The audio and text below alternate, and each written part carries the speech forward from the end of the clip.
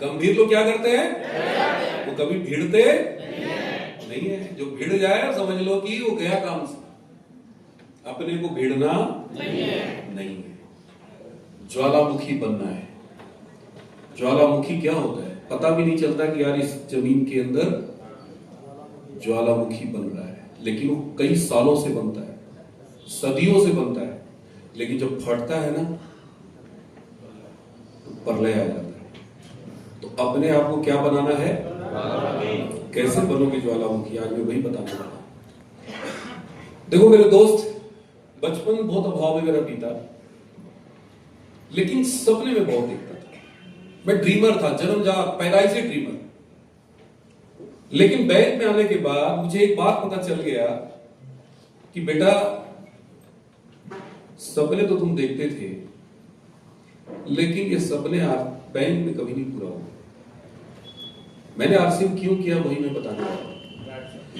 मैं जब पैसा देखने लगा, उस दुनिया को देखने लगा करीब से, तो पैसा चूंकि बचपन से कभी मिला नहीं था, कभी देखे नहीं थे, चवन्नी कहीं दिख जाता था ना तो लगता था कोई खजाना मिल गया, इतना खुश होते थे।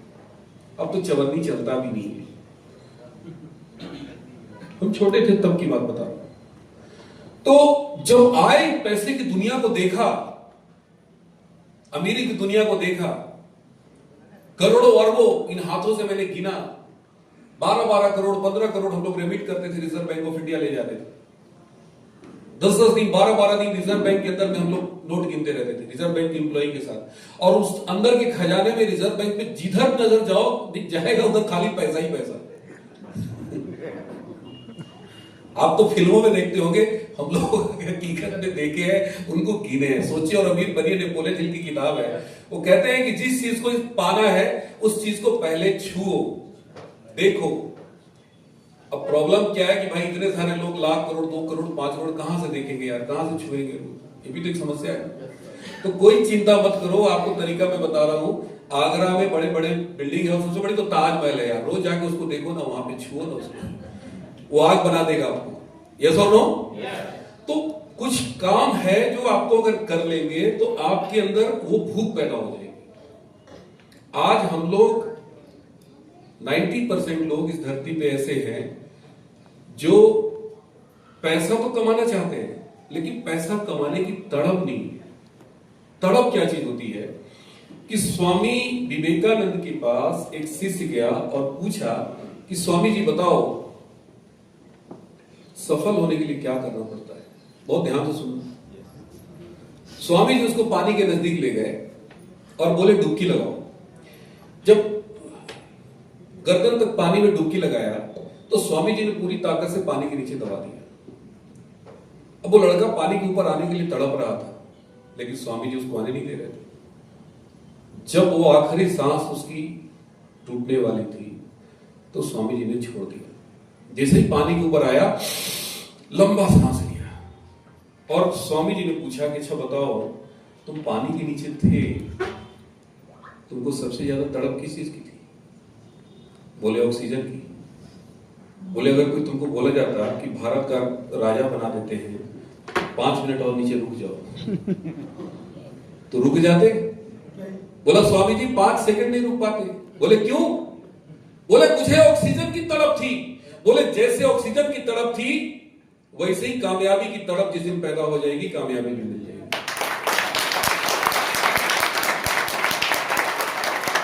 तो इस दुनिया में कामयाबी खैरात में नहीं मिलती है, बात को समझना। कामयाबी के लिए तड़पना पड़ता है। तड़प जब तक आपके अंदर नहीं आएगा आप कामयाब नहीं हो। अब हमें यह सीखना है कि तड़प कैसे आए। मैं तो बैंक में गया, देख देख के मेरे अंदर वो फीलिंग आ गई और जैसे आरसीएम का कॉन्सेप्ट देखा, प्लान देखा, मैं कूद पड़ा। मेरा क्लाइंट छोटा भाई मेरा ज्वाइन करा के दोबारा आया ही नहीं, आज तक नहीं आया।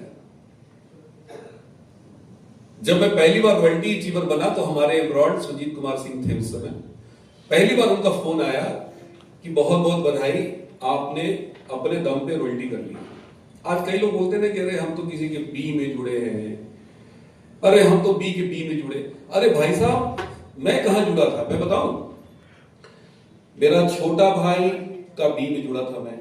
छोटा भाई अपने साले के बी में जुड़ा था। उसके साले उसके दोस्त मुकेश के बी में साला जुड़ा था। मुकेश अपने छोटे भाई अजीत के बी में जुड़ा था। अजीत अपने बड़े भाई मनोज के बी में जुड़ा था। मनोज भी किसी के बी में जुड़ा। अब हम कहां थे? किसी के बी अब बताओ, बी के बी में कोई अप्लाइंग ट्रेनिंग कराता है क्या? वहां फोकस होता है क्या? नहीं होता है। फिर भी आज स्टार रूबी बन के खड़ा हूं आपके साथ। क्यों? इसलिए नहीं कि मैं बहुत काबिल हूं, नॉट एट ऑल। इसलिए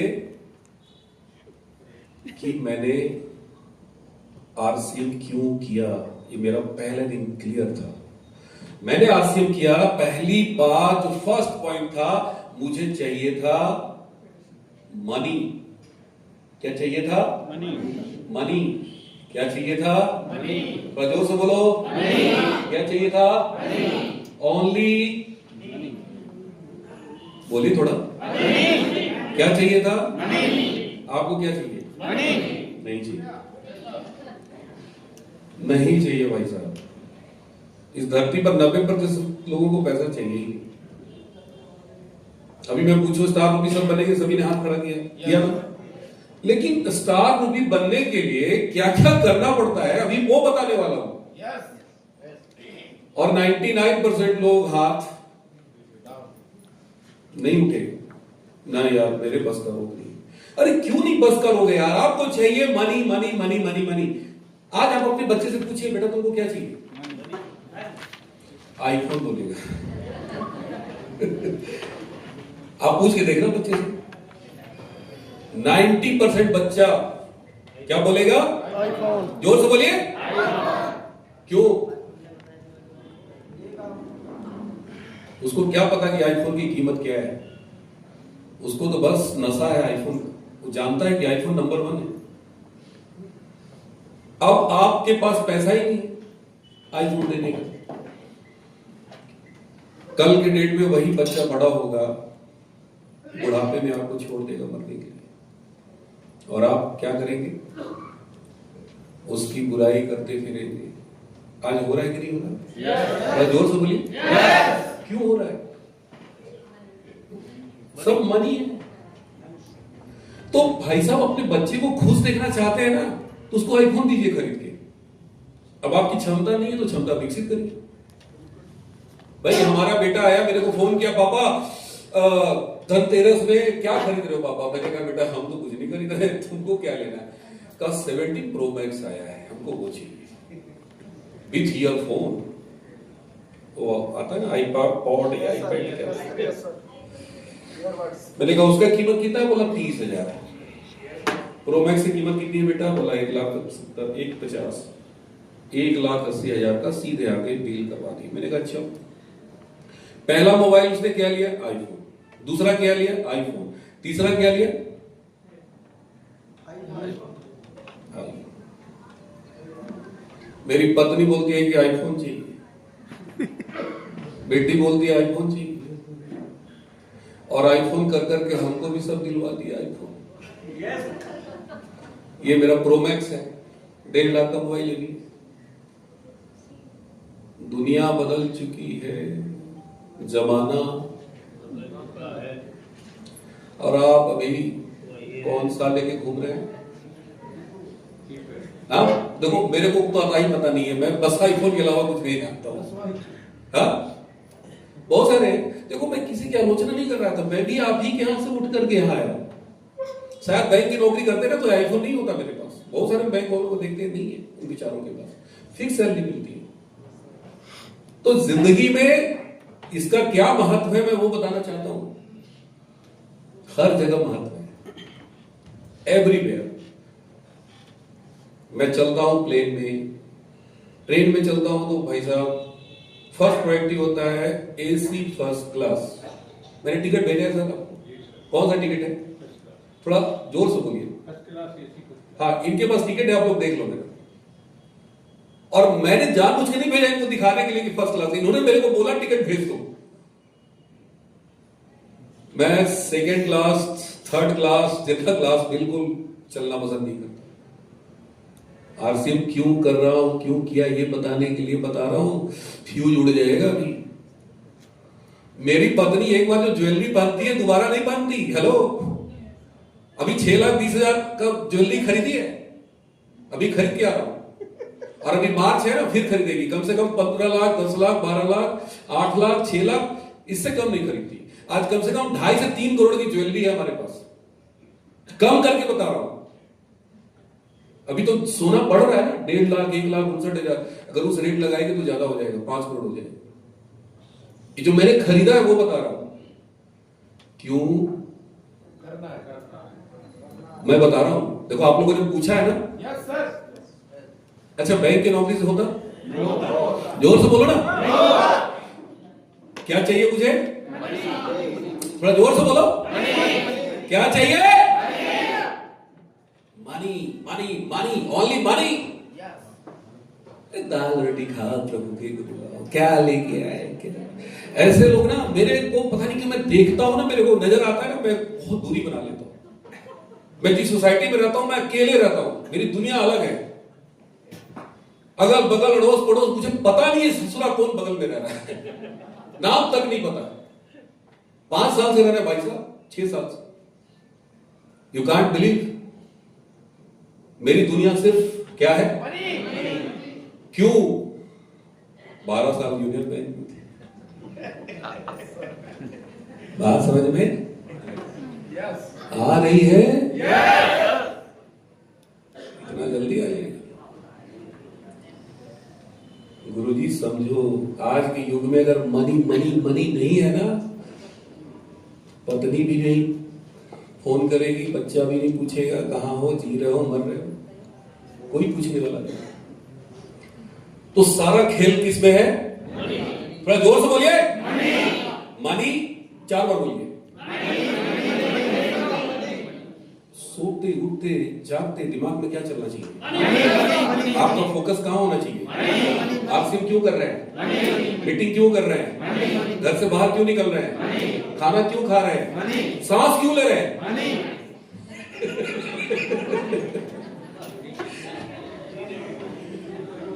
सांस ले रहे, पानी पी रहे, सब के पीछे कारण क्या है? बस इसकी। देखो, ये जो बातें बता रहे हैं ना, पता नहीं आपके पल्ले पड़ेगा कि नहीं पड़ेगा। मैंने क्या बोला, मेरा अपलाइन मुझे पता ही नहीं। मुझे किसने जोड़ा? छोटा भाई आके बोला कि तुमको जोड़ दिए। मैंने कहा कौन है मेरे ऊपर? बोला हाँ मैं ऊपर। आज तक मैंने देखा ही नहीं कि वो है कि कौन है।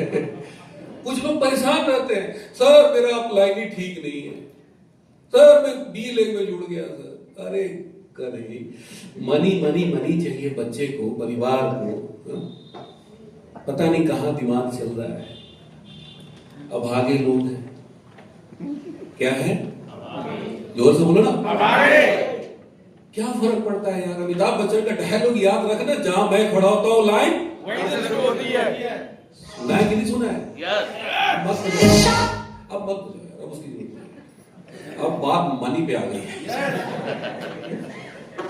अब बात किस पे आ गई है? मनी पे। तो मैंने क्यों किया, मैं अपनी बात बता रहा हूं भाई। आपको अगर मनी मनी चाहिए तो करो, नहीं तो जब भैया दाल रोटी खाओ, सबकी चल जाती है यार। इस धरती में कोई मरता है भूखों? बताओ ना, कौन मरता है बताओ? हमारे बाबूजी बताते थे कि 1956 में भारत में अकाल पड़ा था। इतनी बड़ी त्रासदी थी वो कि उस जमाने में जानवर मर गया था, उसको खाने के लिए घास नहीं मिला था, और इंसान कितने मरे थे इसकी कल्पना नहीं कर सकते। लास्ट टाइम भारत में कब अकाल पड़ा है? 1956 को छोड़ दीजिए, कब आपने सुना कि भूख से पूरा पूरा एक गांव मर गया, एक शहर मर गया भूख से? बताइए।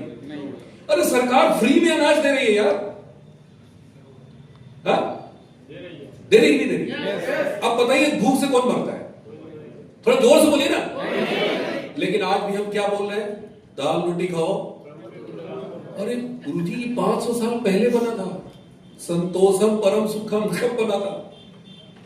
जब लोग वाकई में भूख से मर जाते थे।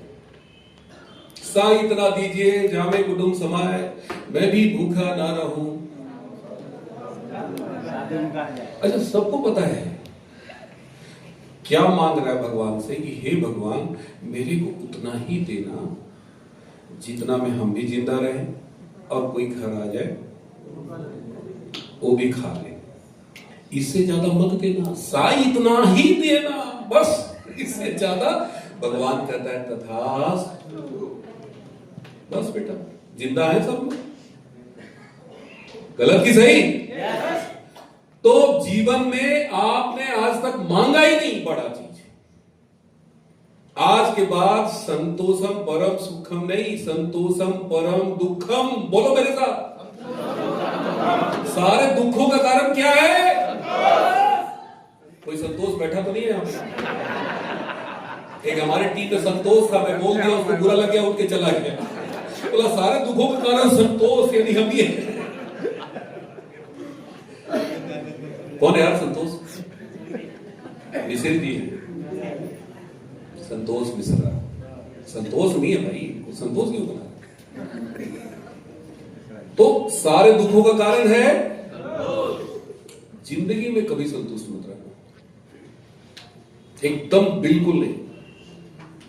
हमारे सीनियर बोलते हैं परफेक्शन इज पैरालिसिस। जिस इंसान के पास ये आ जाता है ना कि नहीं अब हमें नहीं चाहिए कुछ, बहुत लोग हाथ जोड़ देते, कहते यार बस भगवान जितना दे दिया ना, बहुत दे दिया है।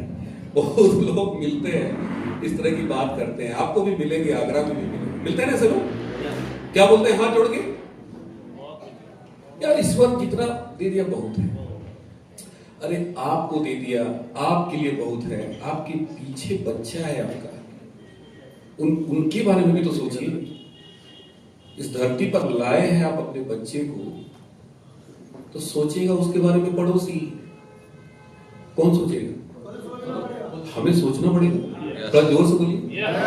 अब आज मेरी छोटी बिटिया है, मेरा बेटा है, पढ़ाई करता है, कॉलेज में पढ़ता है, उसके साथ के दोस्त आईफोन लेके घूमते हैं, जज के बेटे, कलेक्टर के बेटे, बड़े बड़े क्या नाम है वकील के बेटे पढ़ते हैं वहां, 20-20 हजार के जूता पहन के सब आते हैं। भाई नेशनल यूनिवर्सिटी में पढ़ रहा है, NLU दिल्ली में पढ़ रहा है। अब उसको मैं रोना धोना, तुम्हारे बेटा 1,75,000 में तू मोबाइल ले लेगा, इतना में तो एक प्लॉट खरीदा जाएगा छोटा मोटा। बात समझ में आ रही है? yes. इससे उसको मतलब है, उसको तो भैया उस सोसाइटी में घर बनाना है, उस सोसाइटी में उसको अपना कैरियर बनाना है, और उस सोसाइटी में जब तक आंखों में आंखें डाल के नहीं वो लोगों के साथ रहेगा ना, वो सोसाइटी उसको जीने नहीं देगी। बात को समझो, स्ट्रगल नहीं कर पाए। आज का जो दुनिया है ना, बराबरी की दुनिया है। आपके घर में क्या है कोई नहीं देखने जाता, तो आपके बच्चों के अंदर बहुत ज्यादा इंफिनिटी कॉम्प्लेक्स होता है। मेरा बड़ा भाई दिल्ली में अल्टो से चलता था, संजोग से मैं गया अपने इंडिवर से, फोर्ड इंडिवर से दिल्ली गया, उनका एक लौता बेटा है, बहुत खुश हुआ, बोला चाचू चाचू आप अपनी गाड़ी लेके मेरे स्कूल में चलो ना। मैंने कहा क्या हुआ बेटा? कहता ना और इतनी बड़ी गाड़ी से हमारे फ्रेंड लोग देखेगा ना तो पूछेगा कि यार इतनी बड़ी गाड़ी तेरी है क्या? तो मैं बोलूंगा हाँ मेरी है। मेरा भाई वहीं पे देख रहा, मैंने कहा देख सुन ले, अरे मरेगा तो पैसा ऊपर लेके जाएगा। अरे इस बच्चे के लिए काम कर यार। अच्छा ऐसा होता है कि नहीं होता है? थोड़ा जोर से बोलिए। लेकिन हम अभी भी उसी दुनिया में जी रहे हैं। 100 साल पहले, 50 साल पहले हम लोग तो बोरे वाले स्कूल में पढ़े थे महाराज। दुनिया बदल रही है, बोलिए मेरे साथ, दुनिया बदल रही है। ऐसे हाथ करके बोलिए, दुनिया बदल रही है, जमाना बदल रहा है। तो हमें बदलना चाहिए नहीं बदलना चाहिए? तो ताली बजा दो एक बार दम लगा के।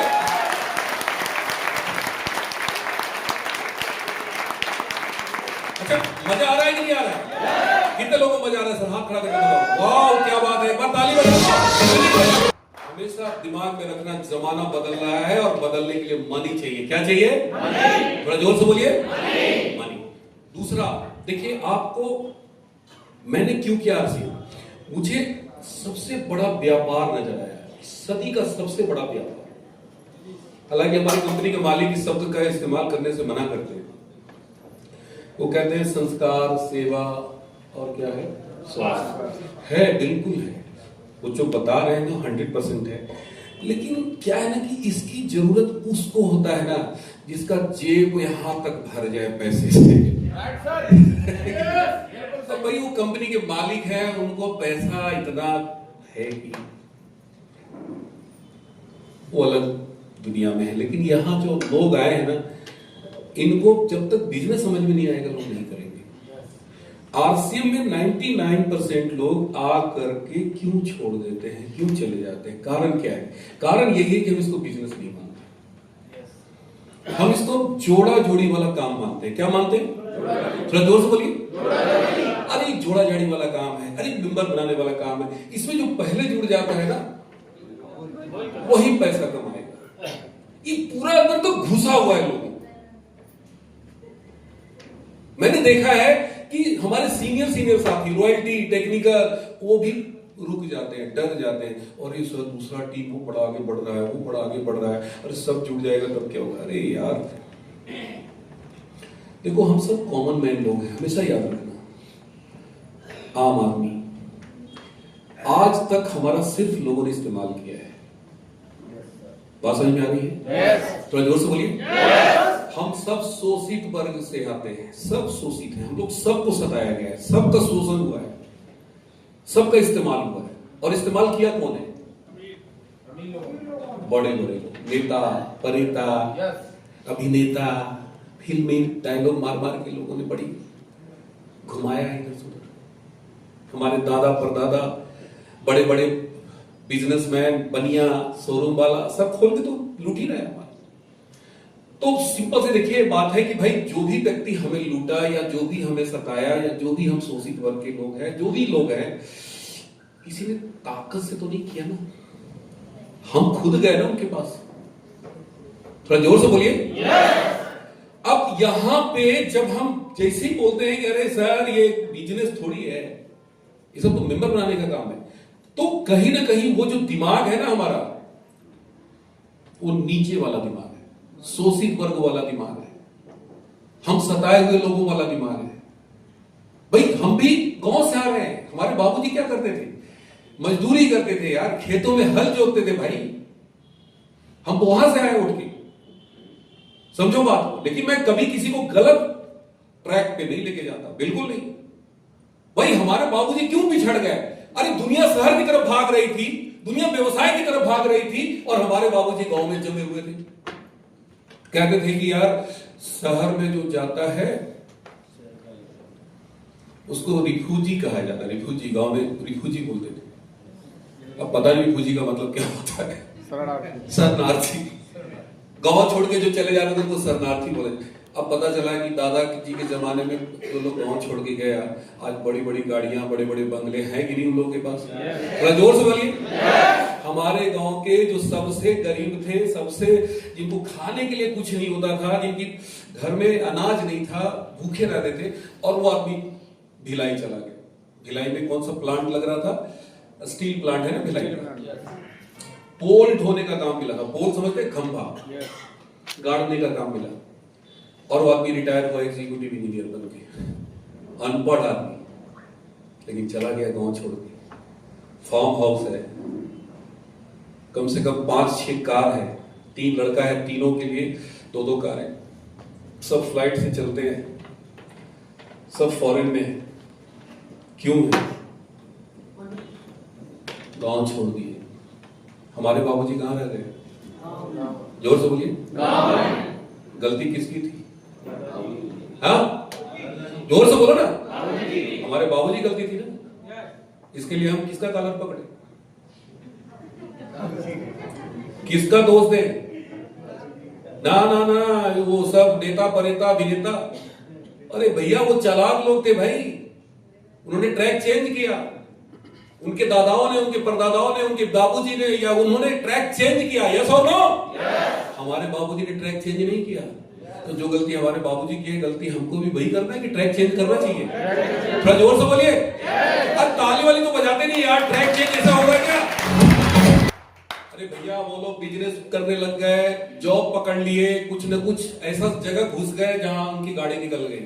हमारे बाबूजी ने सोचा ही नहीं, हमारे दादाओं ने सोचा ही नहीं, तो दोषी कौन है? हमारे बाप दादा ने गलती किया तो सजा हम भुगत रहे ना, हम लोग भुगत रहे ना। अब हम भी गलती करेंगे तो सजा कौन भुगतेगा? जोर से बोलिए। तो क्या चाहते हैं कि हमारे बच्चे भुगते? उसको निकालना चाहते हैं? उसको निकालने के लिए पहले खुद निकलना पड़ेगा। तो आज के बाद माइंडसेट करो यार कि ये 21वीं सदी का बहुत बड़ा व्यापार है, बहुत बड़ी अपॉर्चुनिटी है। ये डी कुमार नहीं कह रहा है, ये आरसीएम के टीसी छाबड़ा नहीं कह रहे हैं, ये सुजीत कुमार सिंह जी नहीं कह रहे हैं, ये हमारे अजीत सिंह जी नहीं कह रहे हैं, ये आरसीएम के लोग नहीं कह रहे हैं, ये दूसरी कंपनी वाले लोग नहीं कह रहे हैं। ये कौन कह रहा है? ये कह रहा है बिजनेस स्कूल का रचयिता, बिजनेस स्कूल के लेखक रॉबर्ट कियोसाकी, जापान का व्यक्ति है, वो इंडिया का नहीं है। और उसने किताब लिखी है बिजनेस स्कूल, और उसमें वो लिखा है कि ये 21वीं सदी का सबसे बड़ा व्यापार है जिसको बोलते हैं direct selling industry, network marketing. क्या कहते हैं वो? उनकी किताब पढ़िए। मैं 10 बार पढ़ा हूं। मैं हमेशा बोलता हूं नॉलेज इज पावर। ज्ञान ही संपत्ति है, ज्ञान ही शक्ति है, ज्ञान ही ताकत है। ज्ञान नहीं लोगे मारे जाओगे, पिछड़ जाओगे, जिंदगी भर शोषित वर्ग में कहलाओगे। दादा परदादा सब का शोषण हुआ, हमारा भी होगा, बच्चे का भी होगा। नॉलेज लीजिए, ज्ञान लीजिए। बिजनेस स्कूल में क्या लिखते हैं रॉबर्ट कियोसाकी? वो लिखते हैं कि दुनिया का कोई भी व्यापार, कोई भी बिजनेस, उसकी आयु 5 साल होती है, 10 साल होती है, पीक 10 साल के बाद नीचे जाना शुरू हो जाता है। वो बताते हैं कि 60 से 70 के दशक में प्लास्टिक से जुड़े हुए लोग खूब पैसा बनाया, 80 के दशक में इलेक्ट्रॉनिक से जुड़े हुए लोग खूब पैसा बनाया, टीवी बेच के, वॉकमैन बेच के खूब पैसा बनाया, पीक पर था, फिर नीचे चला गया। 90 के दशक में कंप्यूटर से जुड़े लोगों ने खूब पैसा बनाया। दुनिया का कोई भी व्यापार, उसकी पीक कितने साल होती है? 10 साल। मात्र 10 साल। अभी प्रॉपर्टी खूब आगरा में इधर से उधर बिक रहा होगा, खूब लोग पैसा बना रहे होंगे, और ये प्रॉपर्टी में बड़ा पैसा है, स्कूल का धंधा में बड़ा पैसा है। अरे ये सब धंधा जाने वाला है 10 साल। लेकिन नेटवर्क मार्केटिंग के बारे में, डायरेक्ट सेलिंग इंडस्ट्री के बारे में रॉबर्ट कियोसाकी बोलते हैं कि ये 10 साल का धंधा नहीं है, ये 100 साल का धंधा है, सदी का बिजनेस है। इसकी पीक आने में 100 साल लगते हैं।